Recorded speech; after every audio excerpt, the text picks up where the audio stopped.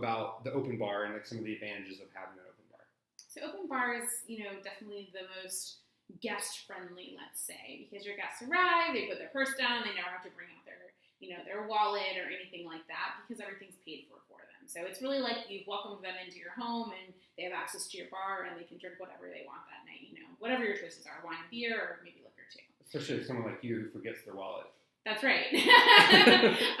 Weird. So, yeah. Convenient. That's obviously a huge advantage of having the open bar, for sure. Okay. And then what are some of the disadvantages of having an open bar? Price is probably the biggest one because you are going to have a higher price point when you're looking at an open bar versus a cash bar or BYO, where it's going to be a little more friendly on the wallet. Okay. Or the rowdiness. Yeah, that too. Yeah. Okay. So then kind of segueing there from the kind of the options that you have consumption and then you have price per head. Right. Could you elaborate a little bit on those two and some of the things that the couple should be thinking about? Sure. So those are both going to give your guests access to what appears to be an open bar, right? They have no idea necessarily which way you're paying. Per head is going to be exactly like it sounds. You're going to pay the cost per head for every guest that's in attendance that's over 21. Whereas consumption, you're going to pay based on what's actually drank that night.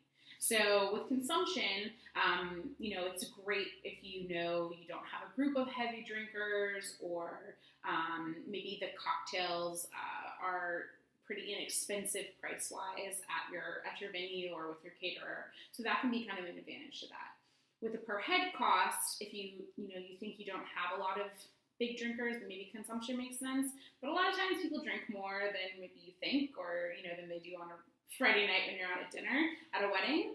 So they might surprise you. So with consumption, you can kind of have that surprise cost of, wow, people drink that much, whereas per head, it doesn't matter if they drink one drink or 7 drinks, it's going to be the same price for you. So that's kind of your cap of how much money you've spent, which is obviously a big benefit because you've budgeted for it and you know exactly how much money you're going to spend. Another thing to think about too is, guests don't know how you're paying. So they may get a drink from the bar, put it down, go to the restroom, right, forget about their drink, and then go back up to the bar and get another drink. So with consumption, you can be paying for multiple drinks even if they don't finish them. So that can be a little frustrating if you're, watching people just leave discarded drinks around and you're paying that way.